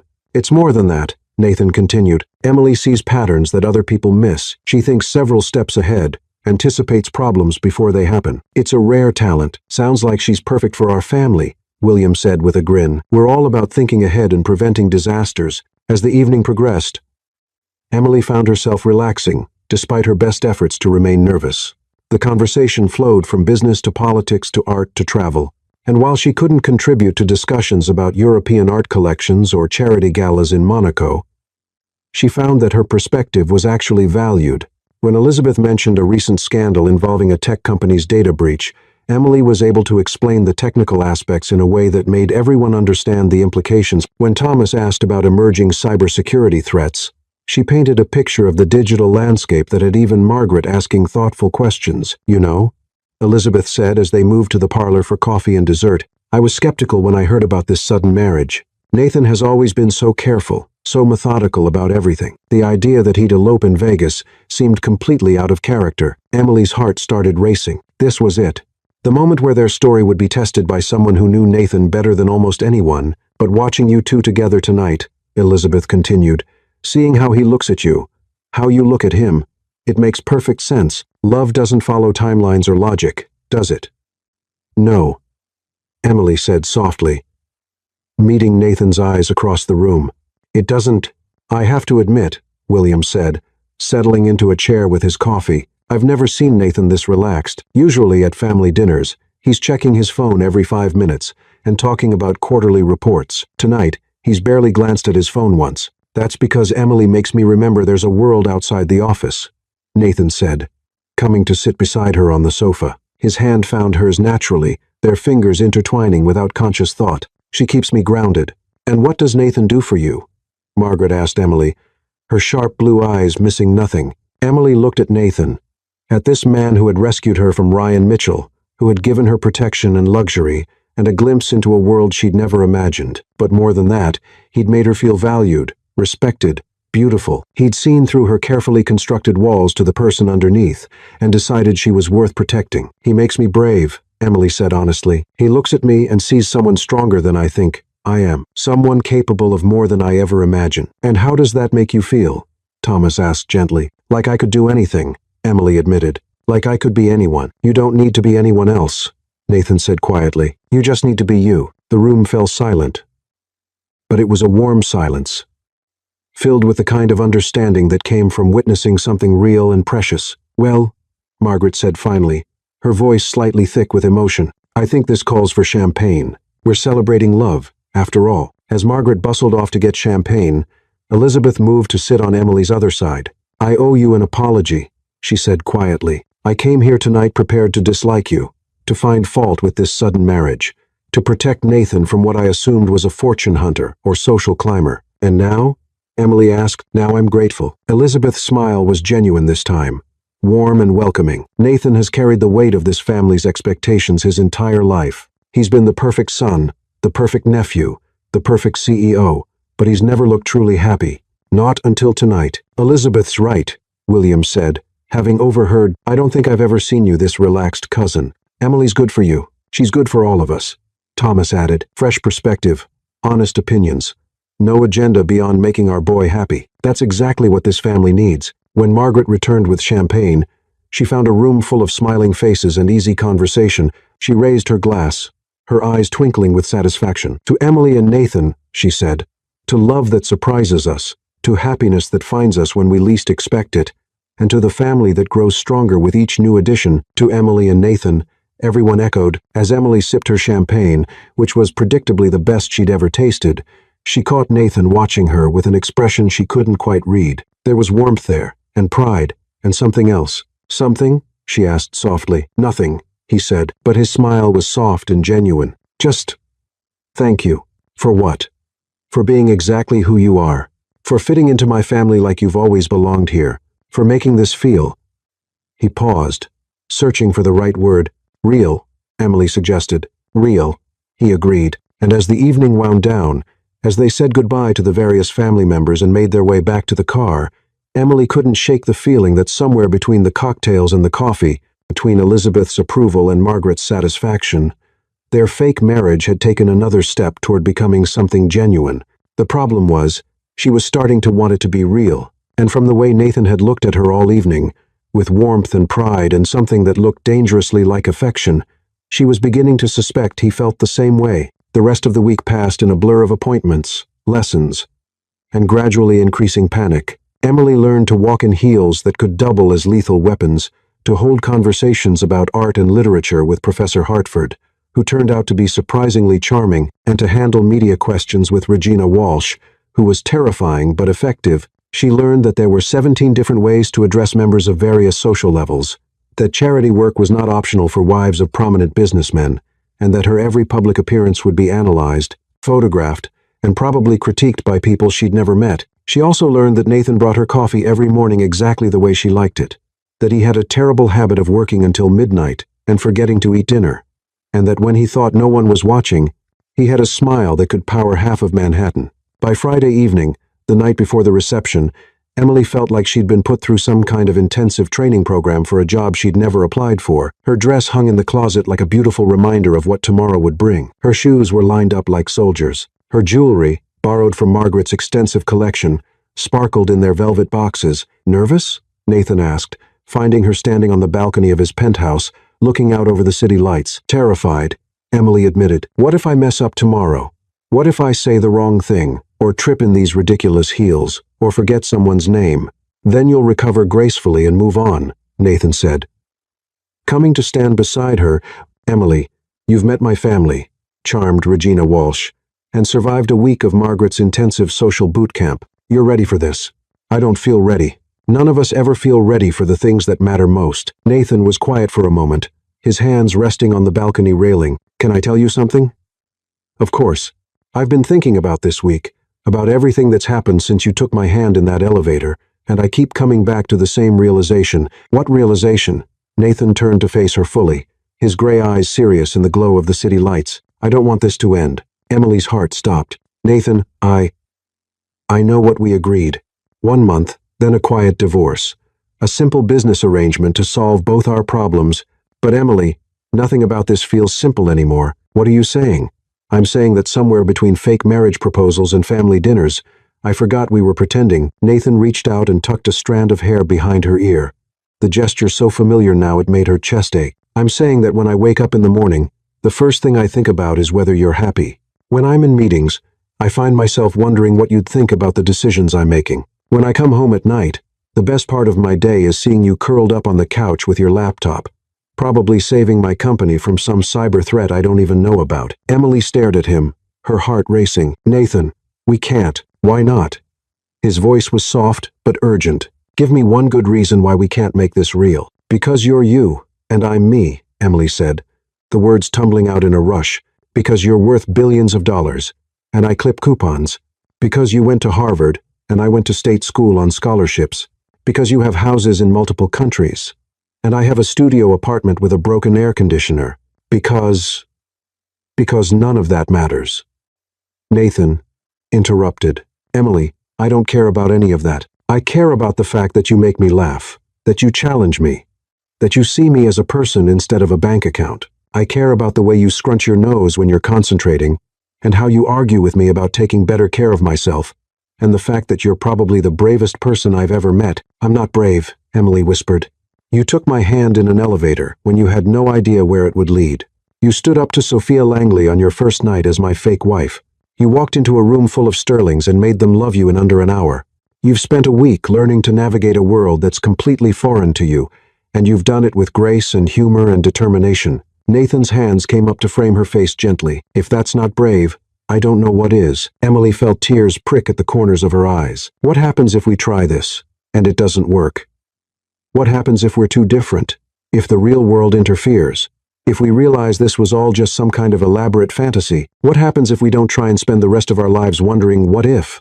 Nathan countered. Emily, I've spent my entire adult life making safe choices, calculated decisions based on risk assessments and probability studies, and where has it gotten me?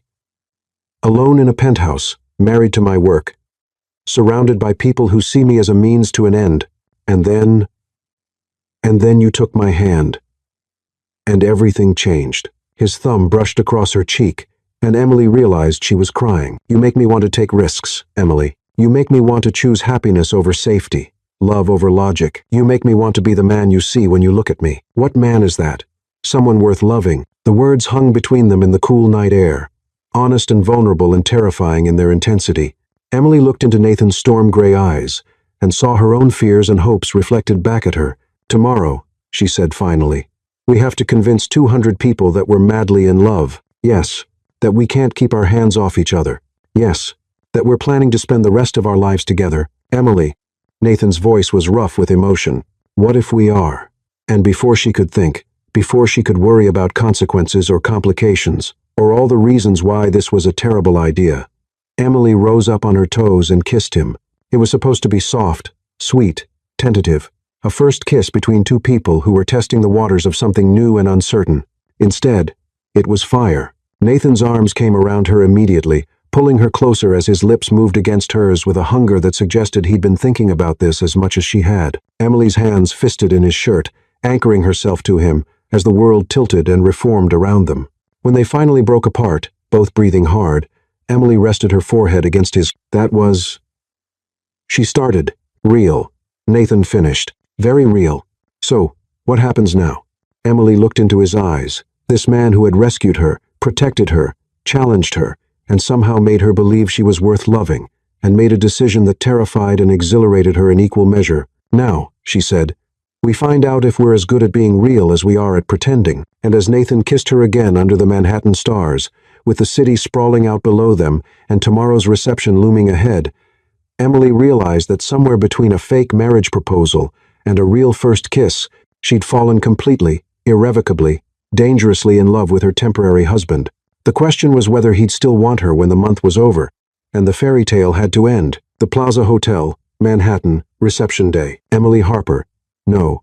Emily Sterling stood in front of the full-length mirror in the Plaza Hotel's bridal suite, staring at a woman she barely recognized. The midnight blue gown that Margot had created was even more stunning than she remembered. It hugged her curves in all the right places, the silk flowing like liquid starlight when she moved. Jean-Claude had worked magic with her hair, creating an elegant updo that looked effortless but probably involved 17 different products and techniques she'd never heard of.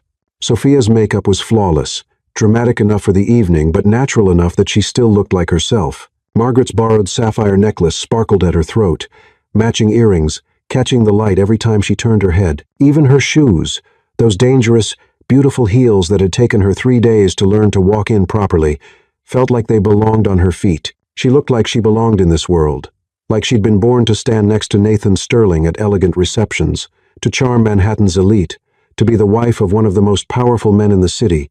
The problem was, after last night's kiss on the balcony, after Nathan's confession that he didn't want their arrangement to end, she wasn't sure if she was dressing up for a performance or for the most important night of her life.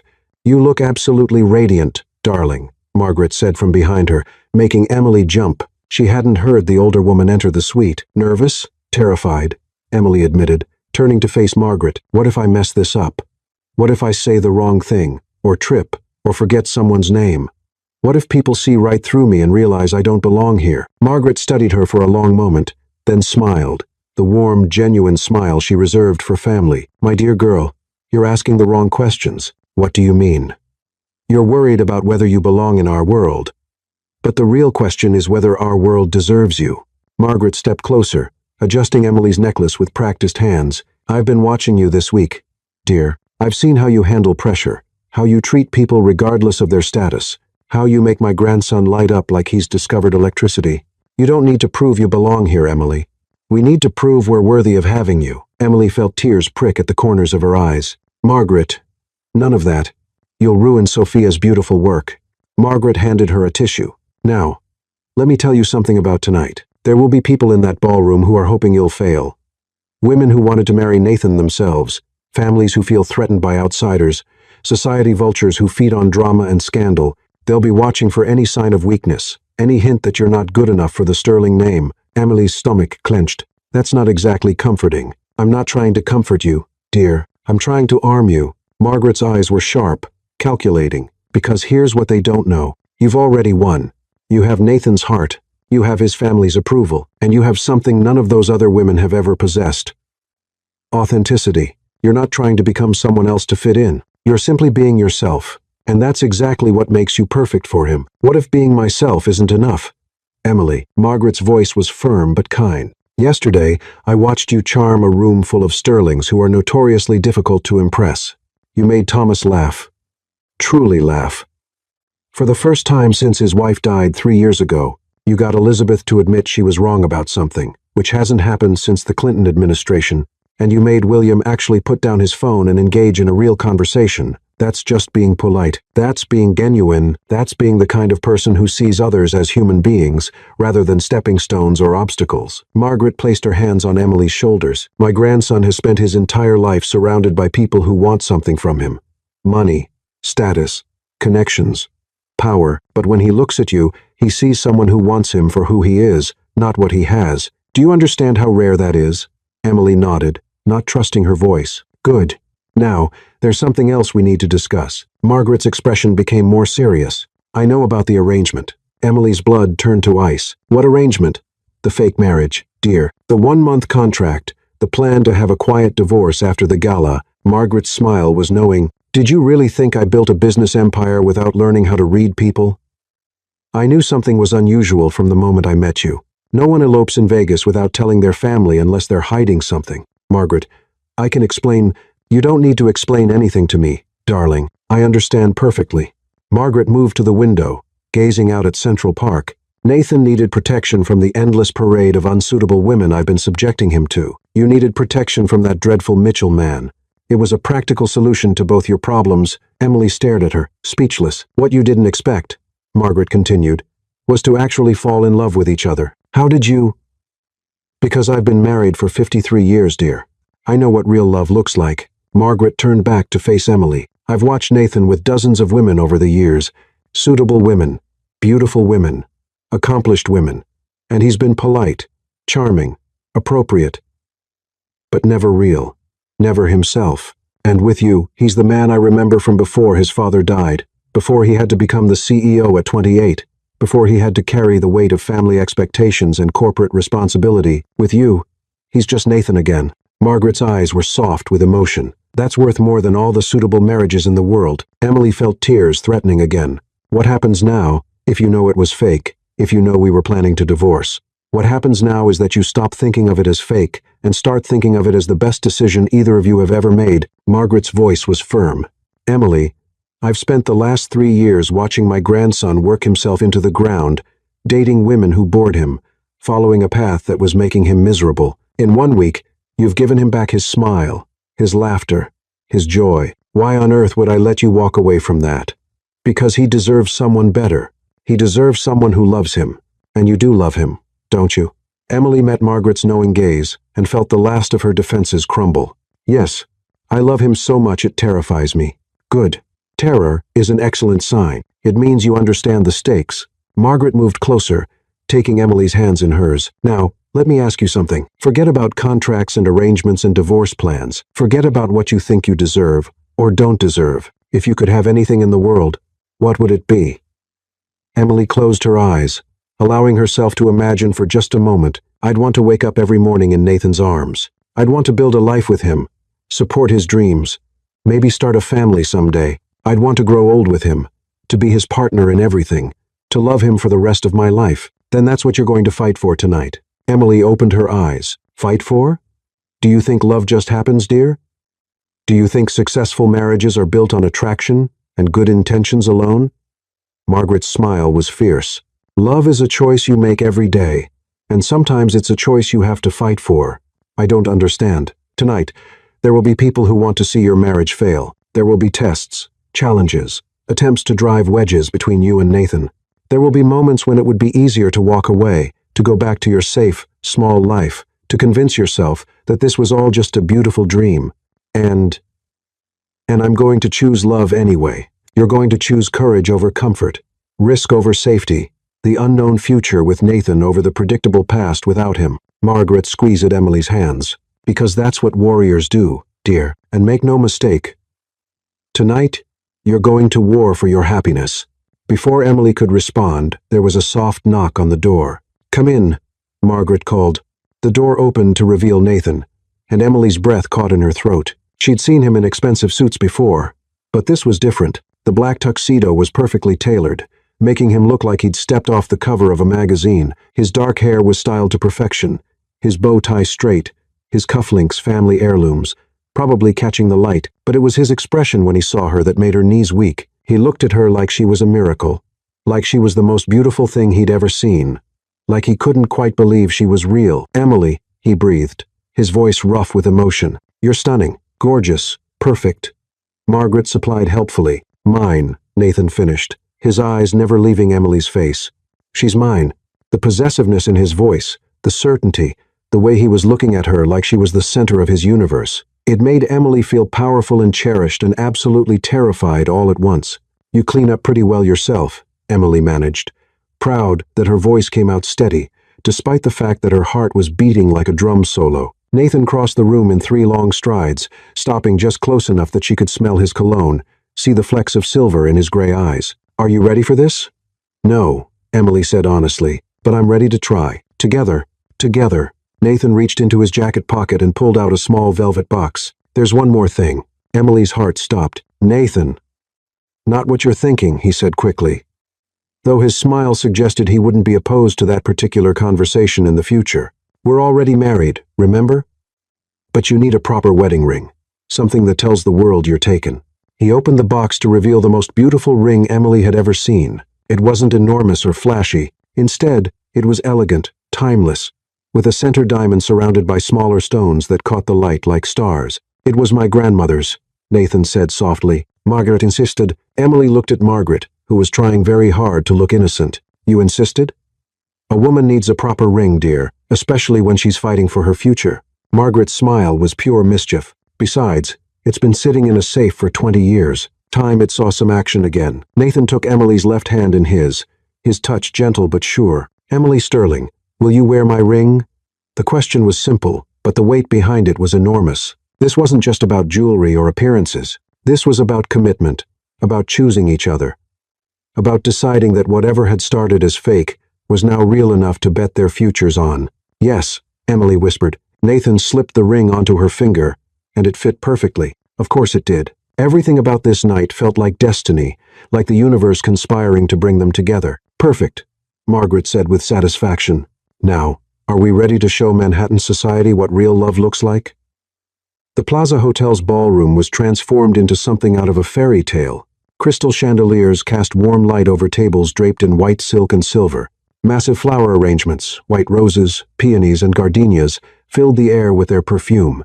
The city lights twinkled through the tall windows, and a string quartet played softly in one corner. But it wasn't the elegant decor that made Emily's breath catch as they paused at the entrance. It was the sea of faces that turned toward them. 200 of Manhattan's most influential people, all waiting to get their first real look at Nathan Sterling's mysterious wife. "Breathe," Nathan murmured in her ear, his hand warm and steady at the small of her back. "Remember, we belong here, do we?"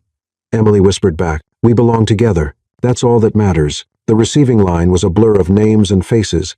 Emily smiled, shook hands, accepted congratulations, and made small talk with people whose net worth probably exceeded most countries' GDP, but through it all, she was acutely aware of Nathan beside her. The way he introduced her with pride, the way his hand never left her back, the way he looked at her like she was the only person in the room who mattered. "You're doing beautifully," he whispered during a brief lull between introductions. "I haven't embarrassed you yet. You could never embarrass me." His thumb traced a small circle on her back. "Have I mentioned how stunning you look tonight?" Only about 17 times. Not nearly enough. Then they were interrupted by the arrival of a couple Emily didn't recognize. A distinguished man in his 60 and a woman dripping in diamonds who looked like she'd stepped off the society pages. "Nathan," the woman exclaimed, air kissing him on both cheeks. "Darling, you look absolutely divine, and this must be the famous bride we've all been dying to meet." "Emily," Nathan said smoothly, "I'd like you to meet George and Evelyn Thornton. George sits on the board of directors." Emily's stomach dropped. "Board member." This was important. "Mrs. Thornton." "Mr. Thornton, it's lovely to meet you," Emily said, offering her hand. "Please, call me Evelyn. Everyone does." Evelyn's smile was perfectly polite and completely calculating. "You know, dear, we were all so surprised to hear about the wedding. So sudden, so unexpected. When you know, Emily replied, falling back on their practice story. Of course. Of course. And where did you say you were from again?" "New Jersey," Emily said, proud that her voice remained steady. "How quaint." Evelyn's smile never wavered. "And your family? What do they do?" Here it was. The test Margaret had warned her about. Emily could feel other conversations quieting around them, people leaning in to hear her answer. "My parents are mail carriers," Emily said clearly. "They've been serving their community for almost 30 years. I'm very proud of them." "Mail carriers?" Evelyn repeated, as if the words were foreign. "How refreshing." "Refreshing indeed," George said, and his smile seemed more genuine than his wife's. "It's nice to meet someone with such grounded family values." "Yes," Evelyn agreed, though her tone suggested she found it anything but nice. "I'm sure your background gives you such a unique perspective on things." Emily felt heat rise in her cheeks. The woman was being polite, but the subtext was clear. "You don't belong here." "It does," Nathan said smoothly, his arm sliding around Emily's waist. "Emily's perspective is one of the things I love most about her. She sees opportunities and solutions that the rest of us miss because we're too insulated by privilege." "How wonderful," Evelyn said. "And what exactly do you do, dear?" "I work in cybersecurity," Emily replied. "For Nathan's company, I assume. Actually, I've been considering other options," Emily said, surprising herself. "I've had several interesting offers recently." It wasn't entirely true. She'd had one recruiter call last month, but something about Evelyn's condescending tone made her want to push back. "Really?" George leaned forward, suddenly interested. "From whom?" Emily named the first tech company that came to mind. "They're looking for someone to head up their new security division." "Impressive," George said. "That's quite a prestigious position." "Emily is one of the best in her field," Nathan said, pride evident in his voice. "Any company would be lucky to have her. But surely, now that you're married, you'll be focusing on other things." Evelyn interjected. "Charity work, social obligations, perhaps starting a family soon." The question hit Emily like a physical blow. Starting a family with Nathan. The thought made her chest tight with longing and terror in equal measure. "We're taking things one day at a time," Emily managed. Of course. No need to rush into anything." Evelyn's smile was sharp. "Though, I imagine there's quite a bit of pressure to produce an heir for the Sterling name." Evelyn, George warned, clearly uncomfortable with his wife's probing. "What?" "I'm simply making conversation. It's only natural that people would be curious about the future of such an established family line." Emily felt trapped, like Evelyn was deliberately trying to make her uncomfortable. The conversation was attracting more attention now, people openly listening to see how she'd handle the pressure. The future of the Sterling family, Emily said carefully, will be whatever Nathan and I decide it should be, together. How modern of you, Evelyn said, though I suppose when you marry into a family like this one, certain expectations come with the territory. The only expectation that matters, Nathan said, his voice carrying a warning edge, is that Emily be happy. Everything else is secondary. Of course, darling. I didn't mean to suggest otherwise. Evelyn's laugh was like breaking glass. I'm simply saying that marriage is about compromise, isn't it? About adapting to each other's worlds. It's about partnership, Emily said firmly, about supporting each other's dreams while building something beautiful together.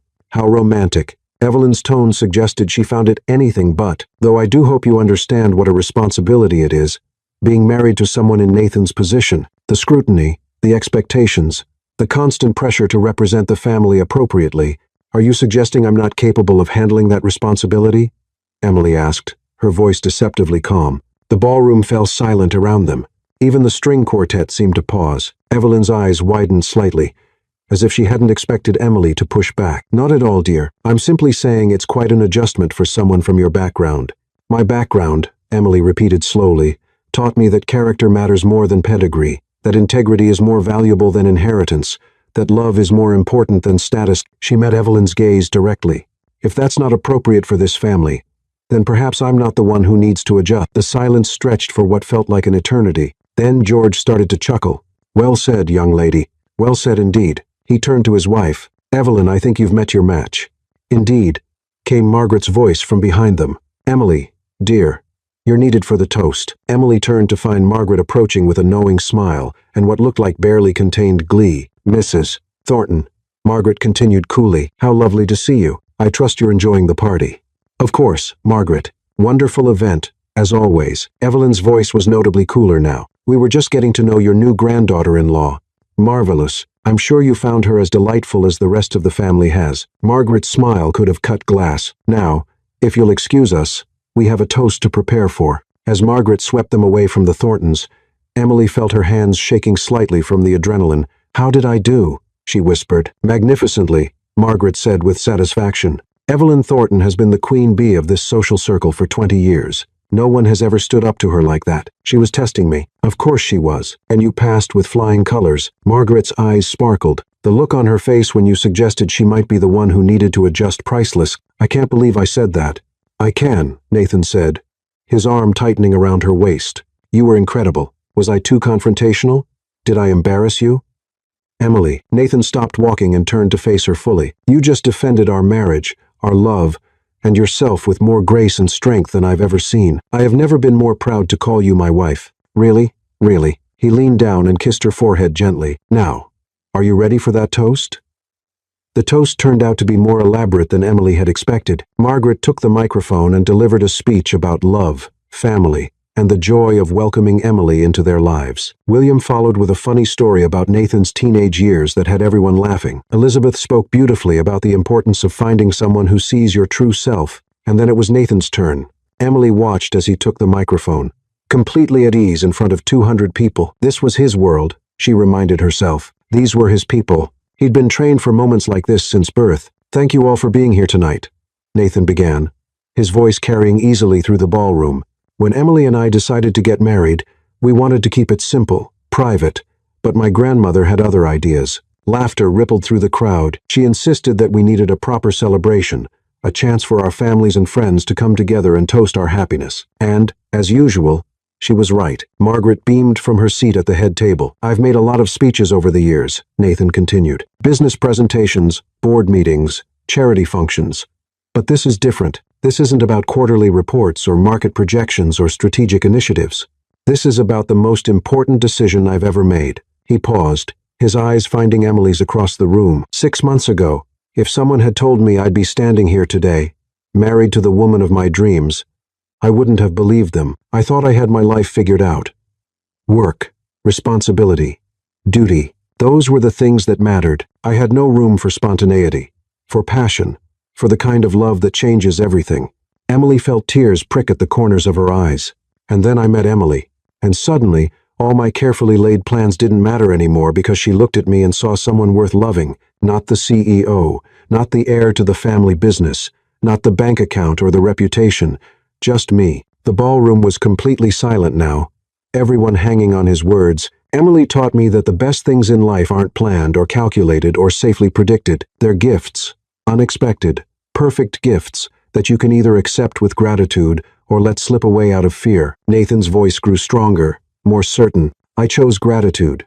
I chose love. I chose the bravest, most beautiful, most genuine person I've ever met.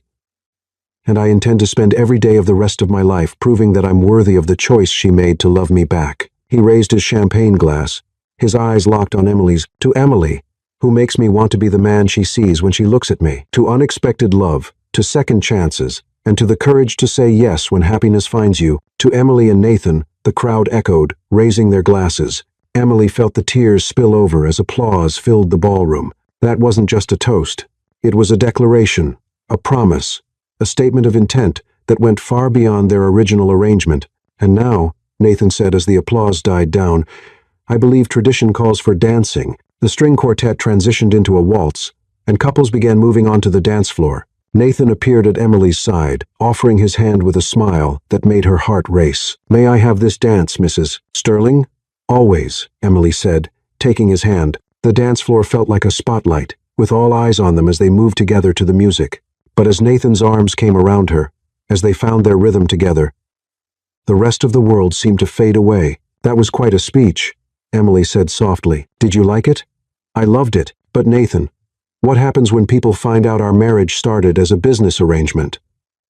What happens when the truth comes out? What truth? Nathan spun her gently, then pulled her back into his arms. That I fell in love with my wife? That what started as convenience became the real thing? Emily, there's nothing to hide anymore. What are you saying? I'm saying forget the contract. Forget the 1-month timeline. Forget everything except this. He leaned closer, his lips brushing her ear. I love you, Emily. Not fake love. Not contractual love. Not convenient love. Real, honest, forever love. Emily's breath caught. Nathan, I know it's fast. I know it's crazy. I know we've only known each other for 2 weeks, and most of that time we were pretending. His hand tightened on her waist. But I also know that when I wake up in the morning, the first thing I want to see is your face. I know that when I'm having the worst day imaginable, just thinking about you makes everything better. I know that I want to support your dreams, protect your happiness, and love you for the rest of my life. They were spinning slowly in the center of the dance floor, surrounded by Manhattan's elite. But Emily felt like they were the only 2 people in the world. What about the board? What about your grandmother's expectations? What about the fact that I don't know how to be the wife of a billionaire? What about the fact that you make me laugh? What about the fact that you challenge me to be better? What about the fact that you're kind to service staff, and you argue with me when I work too late, and you get this adorable wrinkle between your eyebrows when you're concentrating? Nathan's smile was soft, genuine. Emily, I don't need you to know how to be anything except yourself. And if myself isn't enough, then they don't deserve us. His voice was firm, certain. Emily, I've spent my entire life trying to be what other people expected me to be. The perfect son, the perfect CEO, the perfect heir, and I was miserable. But with you, I get to be just Nathan, the man who brings you coffee in the morning, who listens to you talk about cybersecurity threats, who falls asleep holding you every night. Emily stared into his storm-gray eyes and saw her future reflected there. Not the future she'd planned, safe and small and predictable, but the future she'd dreamed of in her secret heart. Love, partnership, adventure, a life built with someone who saw her truly and chose her anyway. I love you too, she whispered. So much it terrifies me. Good, Nathan said, spinning her one more time. Terror means it matters. Terror means it's real. So, what happens now? Now we dance. We smile for the cameras. We accept congratulations from people who may or may not wish us well. We go home together. And we wake up tomorrow, as husband and wife. Really? Truly? Completely? And the contract? What contract? Nathan's grin was wicked. As far as I'm concerned, Mrs. Sterling, our marriage license is the only document that matters. As the song came to an end, as applause filled the ballroom again, as other couples joined them on the dance floor, Emily realized that somewhere between a fake marriage proposal and a real first dance, she'd found her happily ever after. It wasn't the life she'd planned. It wasn't safe or predictable or anything like what she'd thought she wanted. It was better. Ready for the rest of our lives? Nathan asked as the next song began. Emily looked around the ballroom at Margaret beaming from her table, at William and Elizabeth laughing together, at the faces of 200 people who were witnessing the beginning of their real love story. She thought about the challenges ahead, the adjustments they'd have to make, the learning curve of building a life together. Then she looked back at Nathan, this man who had rescued her from Ryan Mitchell, who had protected her and challenged her, and somehow seen past all her defenses to the woman underneath. This man who made her feel brave and beautiful and worthy of love. With you, Emily said, standing on her toes to kiss him softly. I'm ready for anything. And as they danced under the crystal chandeliers, surrounded by the glittering lights of Manhattan and the warm glow of family approval, Emily knew that their fake marriage had become the realest thing in her life. Some fairy tales, she realized, were worth the risk. 6 months later, Emily Sterling stood in the same elevator where it all began. But this time, she wasn't alone. Nathan's arm was around her waist, his wedding ring catching the light as he gestured while explaining some new security protocol. And that's why your system works so well, he was saying. You anticipated the threat before anyone else even knew it existed. It's just pattern recognition, Emily said. But she was smiling. 6 months of marriage had taught her to accept compliments instead of deflecting them. It's genius, Nathan corrected. Which is why the board approved your promotion to Chief Security Officer. I still can't believe that happened. You're brilliant. You work harder than anyone else in the building, and you've saved us more money than most people make in a lifetime. Nathan pressed a kiss to her temple. Plus, having you as an official executive makes board meetings much more interesting. Because I ask inconvenient questions? Because you keep George Thornton in line. Ever since you called him out on that outdated encryption protocol, he's been singing your praises. The elevator dinged at the 20th floor, their floor now, since Emily had moved her office to the executive level. Speaking of inconvenient questions, Emily said as they walked hand in hand toward their offices, your grandmother called this morning. What did she want? To know when we're going to give her great-grandchildren. Nathan stopped walking. And what did you tell her? That we've only been really married for 6 months, and we're still figuring things out. Emily bit her lip. But Nathan, I've been thinking about the fact that I love you more every day, about the fact that waking up next to you is the best part of my morning, about the fact that I want to build a life with you that's even bigger and more beautiful than what we have now. Nathan's eyes softened. Emily, I want babies with you, she said in a rush. Little girls with your eyes and little boys with your stubborn streak. I want family vacations and PTA meetings and teaching them to be brave and kind and true to themselves. You want all that? I want everything with you. The ordinary moments and the extraordinary ones, the challenges and the celebrations, all of it. Nathan cupped her face in his hands, his thumbs brushing across her cheeks. You know what I want? What? To give you everything you've ever dreamed of. And a few things you haven't thought of yet. His smile was soft, intimate, starting with dinner tonight at that little Italian place in the village, where you wore the green dress on our first real date. The one where you told me you were falling in love with me. The one where I realized I was already completely gone for you. Nathan leaned down and kissed her softly. Mrs. Sterling, will you have dinner with your husband tonight? Always, Emily said. The same answer she'd given him on their wedding night. The same answer she'd give him for the rest of their lives. As they walked toward their offices together, Emily caught their reflection in the floor-to-ceiling windows. They looked like they belonged together, confident, happy, completely in sync. They looked like a power couple. Like people who could conquer the world together. They looked like they were living their happily ever after. And they were. Some love stories, Emily thought. As Nathan squeezed her hand and smiled at her like she was the most important person in his world, were worth every risk you had to take to find them. Theirs was definitely one of those stories. The end.